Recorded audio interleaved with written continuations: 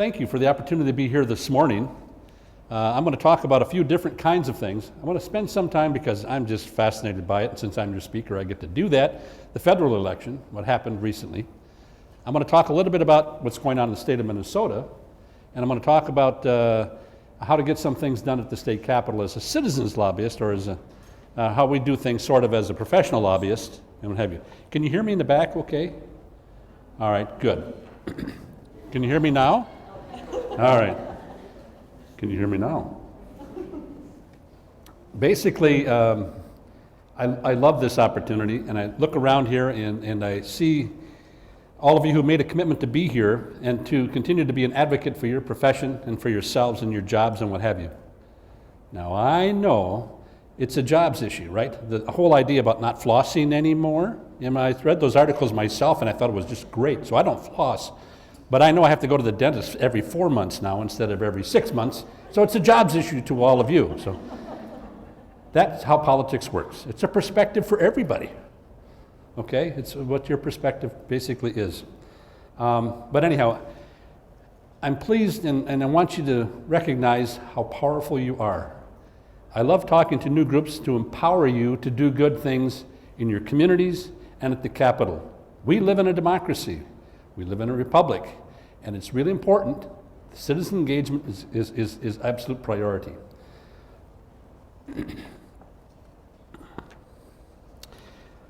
I hope the takeaway for you today basically is a better understanding of the political process and why you need to become engaged in what's going on in development of good public policy. This election, the one we just experienced, has been described by many as unique, troubling, interesting, or wonderful, depending upon which candidate you supported. This election also clearly showed why we are an even more deeply divided republic, and that governing by consensus is almost an impossible task. It's been difficult in the past, it's getting more difficult. In many respects, this election contained many of the same elements of a civil war, but without guns. Now, true, there was a lot of talk about guns, but thank God they were not evident as a method of persuasion. In other words, I think the presidential debates would have been a lot more interesting than they already were, okay? This election, which I've been involved in elections, I've been on presidential campaigns myself as a very young man back in 1972 when I campaigned for Hubert Humphrey for president, and lived in Washington, D.C., and I ran political intelligence for 6 states out northwestern part of the United States. Fascinating to be involved as a young person, and basically that's when you have to do that, because you can't do it as an older person, because it just requires you to be on work tasks 24 hours a day. But it's very interesting. But this election, unlike others I've seen, or you've seen, I'm sure, was just chock full of nasty rhetoric that exposed our biases and lack of respect and good manners. But it's about winning, right? It's about winning. Maybe not. There was also talk about not accepting the outcome of the election, and in a few circles there was even discussion for the need to create a new order. When have you heard that in presidential rhetoric and politics before? From candidates, to say the least. Further, the all-pervading media seemed like they needed to report on every word that people said, whether it was true or untrue, regardless of the source and how meaningless they said, what was said. And unlike other years, the media themselves became the focus of attention. They created their own stories, and stories were about the media, not about the candidates or positions that people took. I thought it was a real major distraction. Hell, we even had a splash of sex and foreign espionage in this presidential election. Huh? By the way, I'm wired here. I just want to make sure that my locker room talk is not recorded. See it right here? All right, thank you. Never mind an election talking about the playground banter of "you're a liar." No, you're a liar. You know, sounds like a movie in the making or a series for reality TV. And did it seem like it to you, or am I the only one? Sure. This election proved that old adage that I'm familiar with, that politics is the art of looking for trouble, finding it everywhere, analyzing the problems incorrectly, and applying the wrong solutions. Think about it. Politics is the art of looking for trouble, finding it everywhere, analyzing the problems incorrectly, and applying the wrong solutions. Doesn't it seem like that's what's going on? Now, I have to tell you, the credit for that quote goes to a famous American named Groucho Marx, who obviously was a very thoughtful and deliberative political insider, certainly a very astute member of the electorate. I think it's really interesting because we see a lot of that stuff today, at the federal level and at the state level. Another thing I learned about politics this election was, this is so true, if you don't have something nice to say about somebody, you must be running for office. Right? If you don't have something nice to say about somebody, you must be running for office. And I don't think anyone can disagree with that. More attack ads, anyone? Are you happy the election's over? We just got rid of the attack ads, it was worth it. Why do campaigns do attack ads? Because they work. You are persuaded by the attack ads. And it's unfortunate because you look like a very intelligent group to me, and stuff. But they work, and people do that. We can get them out of politics, but we, the people, have to speak up and say we don't like that and hold candidates accountable. Tell them we don't like that special interest PAC money that they all generate and just for the purposes of attack.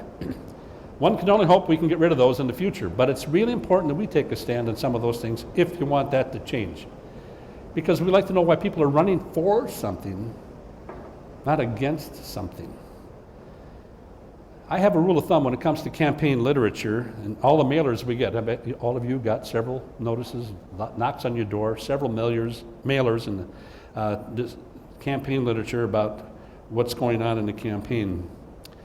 And the only literature I pay attention to is the literature that was put forth by the candidate or the campaign itself. That puff piece, if you will, that piece of literature tells people why I am running for office and what I've accomplished in the past. That's really important. All the other mailers you get are mailers intended to be attack pieces, tell you why that person is not qualified to be the dog catcher or whatever, let alone be a state senator or representative or president of the United States. That's what's going on. That's a big difference. That's the change I've seen over the years. Yes, I think it's safe to say that we're a frustrated, mad public. We want change, and even though we're not sure what change means, all of the self-perceived losers want to become winners, which of course means all the winners have to become losers. I always describe the political system. There's no new money in this system, and when you make a major policy change, you create new winners and you create new losers. And therein lies the conundrum and the difficulty in trying to achieve consensus. Some people want to redistribute all of the wealth and power, depending upon where you are in the social economic scale of life. The most significant thing for me, and this takeaway for me in this presidential election, is that reason, logic, and truth now seem to play a sharply diminished role in the way American politicians make important decisions. I find that terribly disingenuous and sad.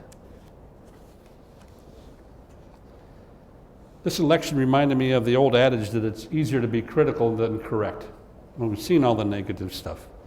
But you got to have hope, and we must think positive going forward. The election's over, so now we have to go forward and hope things will work. And we'll talk a little bit later about your citizen involvement and participation and why we can have hope. I'd like to share some facts about the federal election, which I found at least interesting, because people want to know what really happened. You had all this get out the vote stuff, both sides did, and they spent millions of dollars. In fact, it'll be over $1 billion presidential campaign. It's just phenomenal.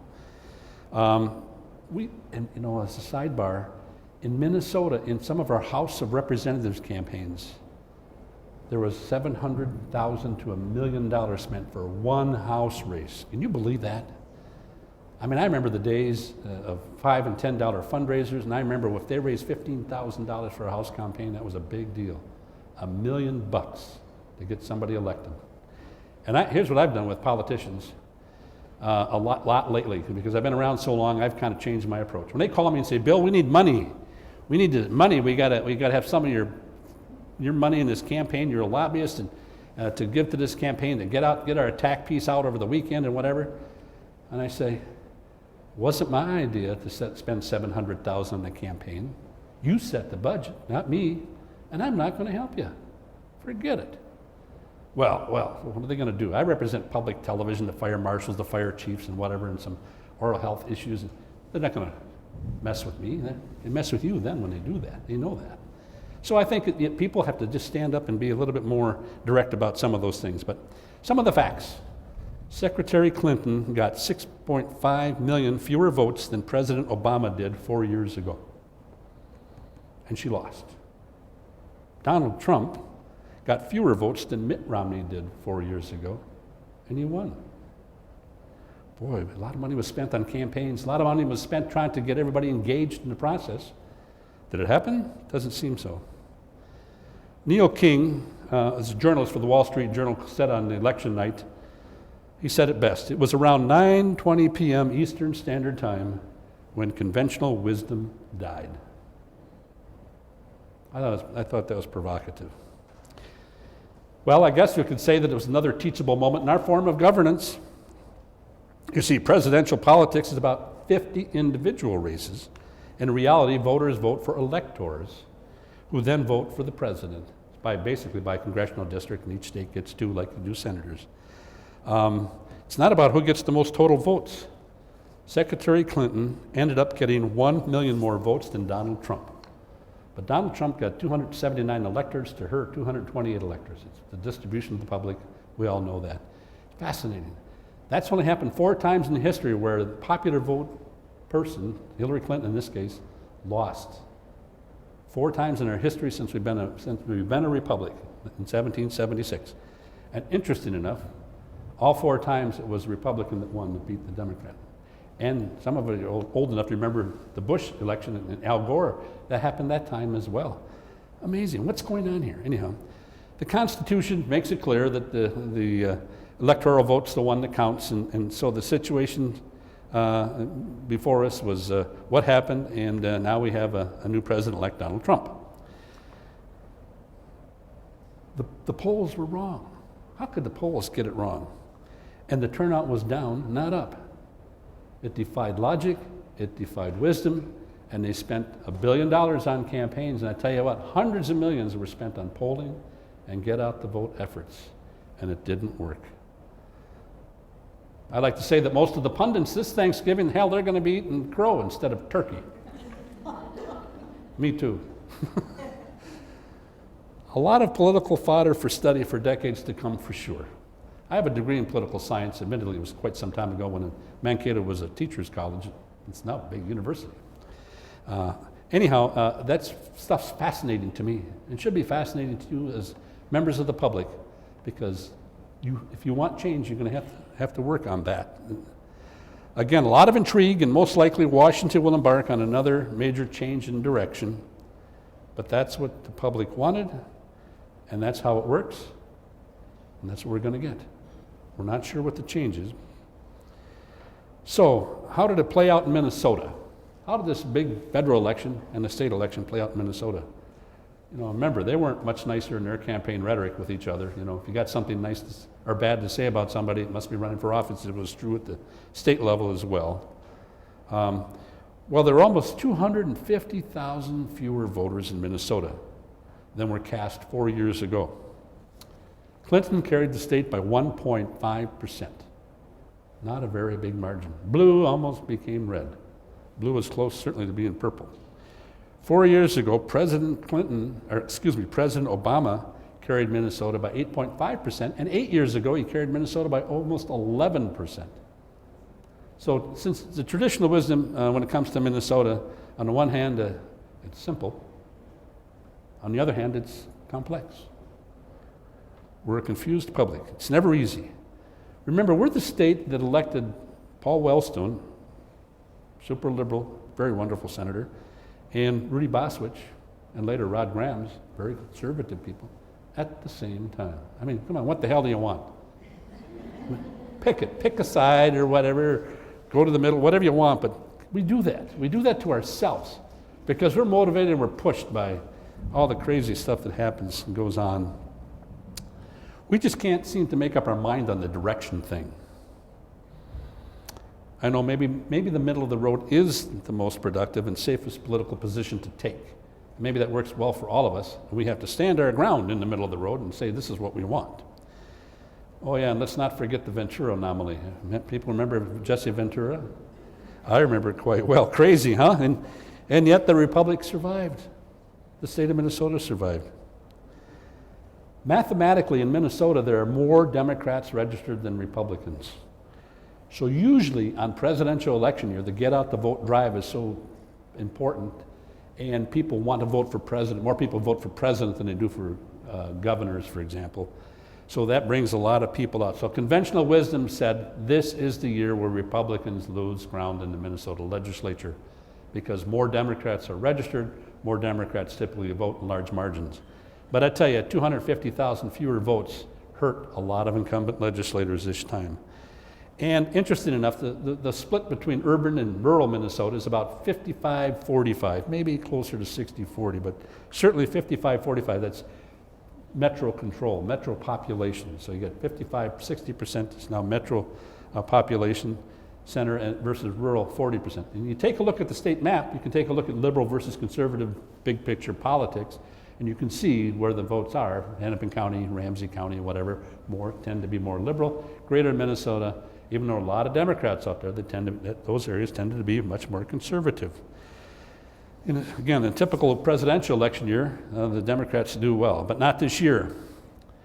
They didn't do well this year. 250,000 votes spelled disaster for the Democrats in the legislature. The House Republicans expanded their majority to 76. They were in control last session. And the Democrats' minority shrunk to a 57 minority. Now, if you're really astute, you'll say, well, that doesn't need to add up to 134. It's supposed to be. What happened to the other one? Well, there was a Supreme Court decision in October about Representative Barrett that said he did not live in the district, therefore he couldn't run. And the court, rather than just automatically allowing the Democrat to be on the ballot, they decided to have a special election on February 14th. And if you knew that little bit of political insider information, then you get extra credit in the exam that'll be following this presentation.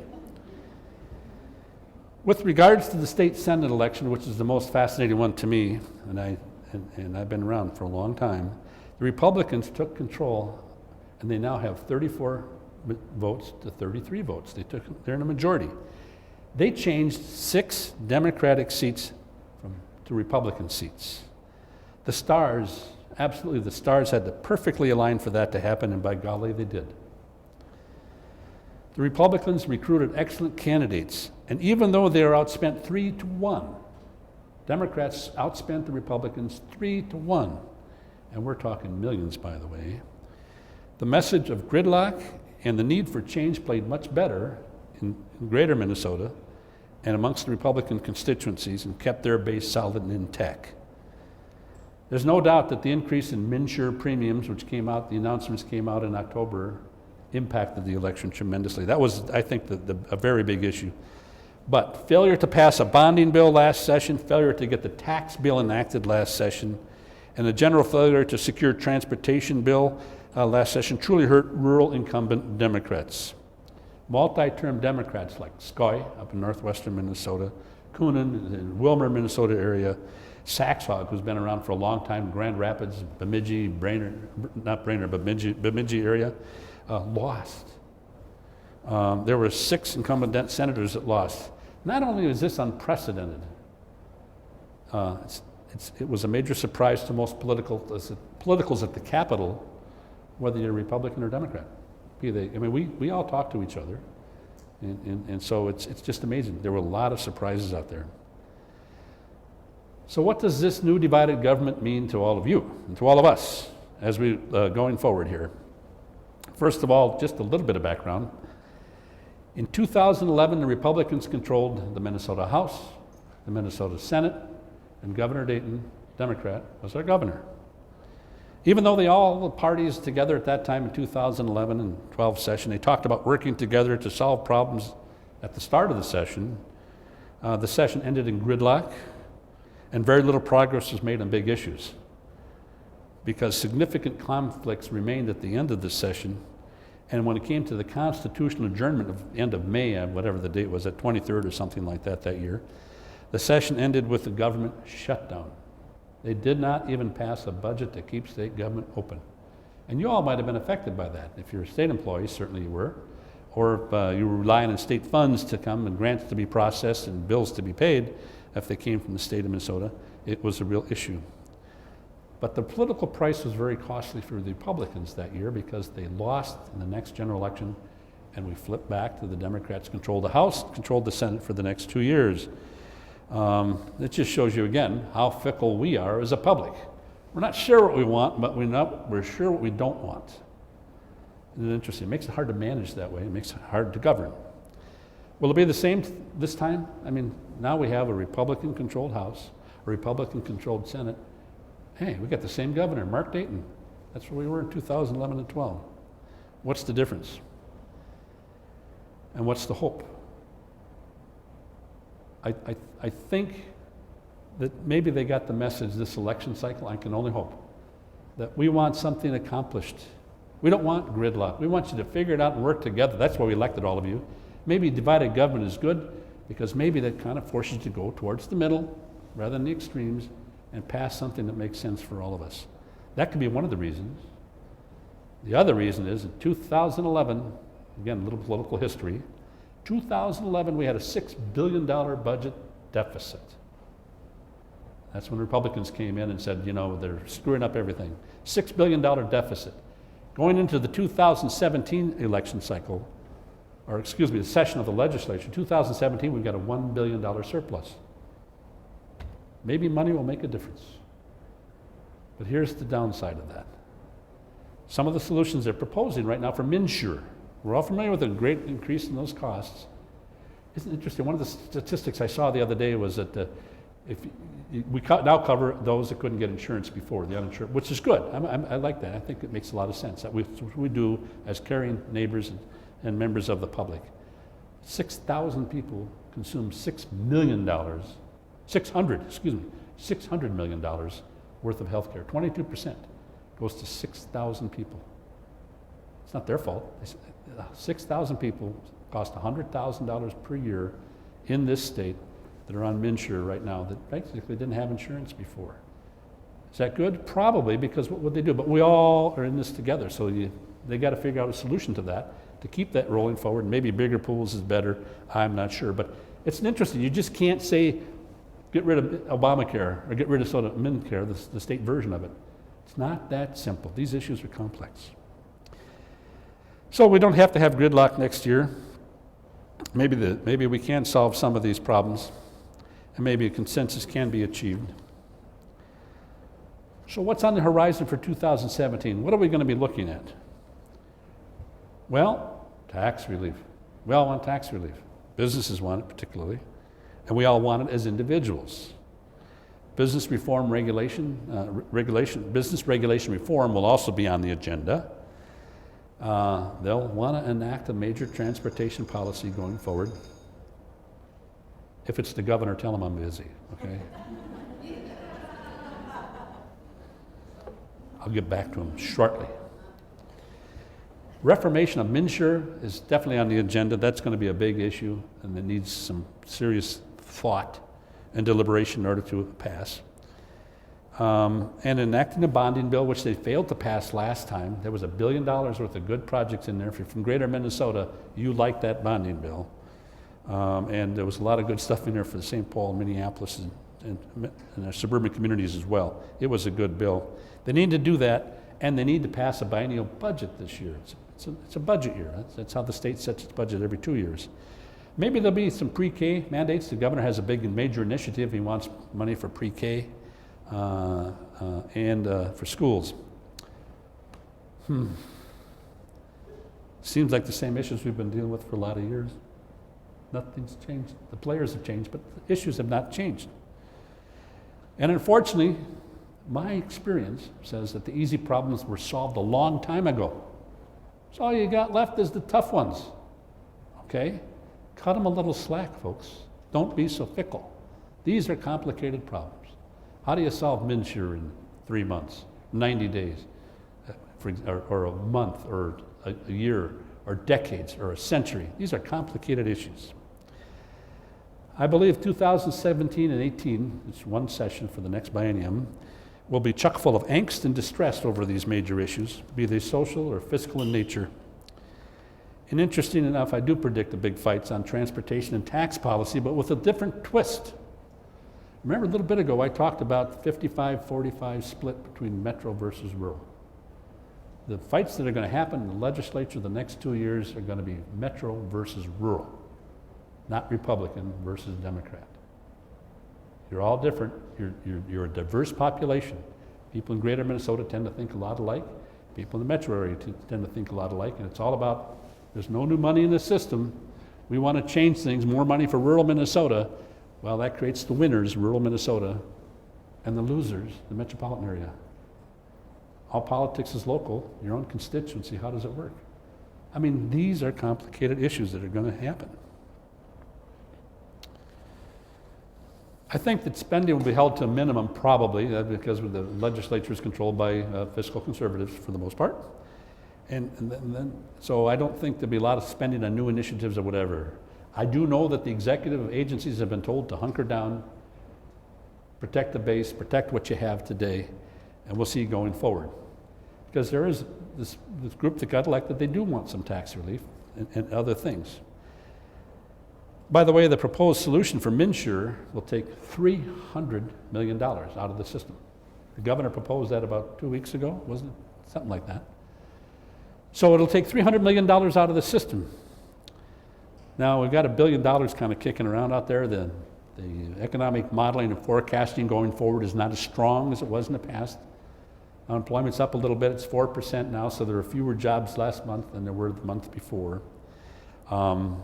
So they have to have a solution for short term for MNcare. And if they take $300 million out of the system, all that stuff may be working in the short term, but when you combine that solution with the desire to provide tax relief and the cost of living for just the traditional government programs, be the corrections or transportation or food for school districts or whatever, it doesn't leave much money to spend on other new initiatives. It's just not there. And this group is not going to raise taxes. Worthy ideas, maybe new initiatives, have to be shelved unless you can figure out a way to pay for it out of existing resources. Winners, losers. Figure out which group you want to be in. And that, my friends, is why my lobbying profession will continue to grow and prosper. So what's my definition of a lobbyist? Any elected officials in the room? Anybody related to an elected official? Okay, a lobbyist is a person you hire to protect you from the person you elected. That's what we do. Think about it, and it's true. Everybody has an association, everybody belongs to some constituency group, and every aspect, every experience in your life is affected by government regulations of some sort. Be it the breakfast cereal you eat, the roads you drive on, the kind of care you provide to your clients, it's all government regulated. So you have to impact that decision-making process, and that's what lobbyists do. We all fight the good fight to promote our own individual or collective interests day in and day out, and it's really important. Lobbyists, professional lobbyists like me, who I sell relationships. I build relationships. I become a generalist. I be the interpreter. I'm a mechanic of the process. I interpret between you what your concerns are for better standards of oral health or better rates of reimbursement. There was one passed last year, for example. It's not enough, but need more. But lobbyist does that stuff. We interpret. We're the mechanic of the process. We interpret what you're asking for to legislative ease and how the process really works there. But we do it for a fee, of course. That's how I make a living, So it's important. But the stage is now set. I've given you quite a bit of background on a variety of things here: federal elections, campaigns, what it's like, nasty rhetoric, winners, losers, rural versus metro. Be interesting to see the makeup of this group today. See which one of you is going to be a winner and loser next year going forward. We should do this again to find out who the winners and losers are 2 years. But the stage is set, so let me talk just for a few minutes about what you can do to help yourself in this complex world of state governance. My advice is to get involved as a citizen lobbyist. Take a stand. Take a civic stand for your community, take a stand for your family, take a stand for your business and professional interests. But take a stand. I think it's really important. Get involved. Get involved in the process, get involved in election. Hang out, become engaged and stay engaged in the process. Make phone calls, go to meetings. Your legislators are all going to have local community meetings. Go to those meetings and ask questions. Put them on the spot. That's why they're there. Ask them what their position is on this thing and remind them. You know, I have a rule of thumb that if you get to know and go to those things and see them enough, or meet with them in their office, or at your door, at home, over coffee, if you get to know them, where they're calling you by your first name, it takes 3 or 4 meetings to do that. They start calling you by your first name. That's my standard that you've now arrived, because you can now have influence in that person, because that means they care. They care enough to remember who you are and call you by name. They now care what you think. And that's where you have to get. That's really important. So you have to become engaged. Or, as Plato once said, those who are too smart to become engaged in politics are punished by being governed by those who are dumber. It's true. So if you're too smart to become engaged in politics, they leave it up to the other person. You're going to get what you get, and people get the kind of government they deserve. I think that's what happens. It's really true. I know this for a fact. And by the way, I have Kirsten Christofferson with me here today from part of my lobbying team. She's an attorney and lobbyist. Legislators like to hear from you. They want to know what you think, because legislators really do want to do the right thing. So they need input.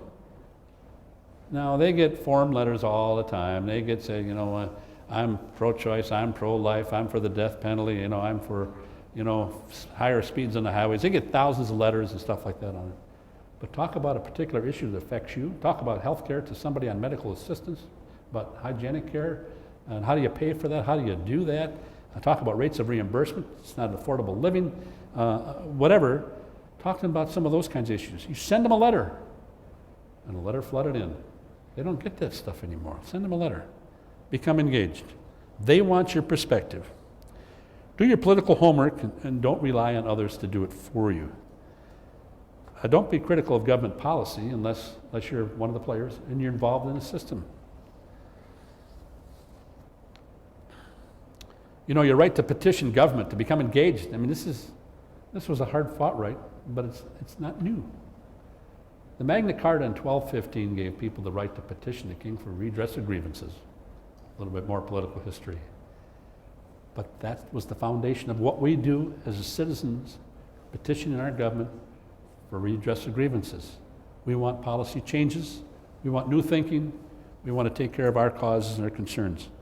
So the system's really changed over the years. I don't think the king had a Twitter account, for example, or used Facebook, but in 1215. But come to think about it, I don't have one either. But in any event, the fundamentals of that is stayed the same. Now, I won't take you through all of them, but I think you've got a copy of my materials online.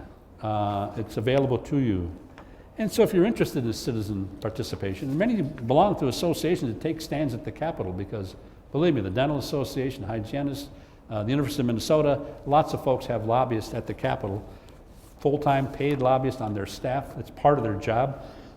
Or they contract with lobbyists like me to work on their causes. You have those. But there's a couple of documents I've put together over the years. One of them's on legislative advocacy. It's some general tips to help you overcome any shyness you might have about becoming engaged in this citizen aspect of lobbying, and how to let them know. It talks about what you should do in meetings, how to act, what kind of letters do they pay attention to, what have you. So take advantage of that. It's free. I've developed it over the last 40 plus years, so it's important. The other one's called Citizen Participation, and tells you how to contact your legislator at the state capitol, This is basically this information that comes off the state of Minnesota website. It tells you how to access the state legislature, the House and Senate websites, so that you can track legislation that's important to you, and how you can send legislators letters or emails on what have you, and how you can follow things. It's really, they're good pieces of information, and I won't, again, take you through them here, but at your pleasure, at your leisure, read that information. I think you'll find it helpful. So enjoy your involvement, and I guarantee your efforts will be successful, and you will be winners. You can make a difference, but you have to be engaged. The key basically in your conversation is to be kind and considerate, succinct, and be fair. Don't ask for unreasonable expectations thinking you're going to settle for something less. Tell them what you need them to accomplish in very direct terms, and help them get there. And here's why you need to accomplish here. Don't shoot for up here just to settle for here. Tell them what you need and settle for that.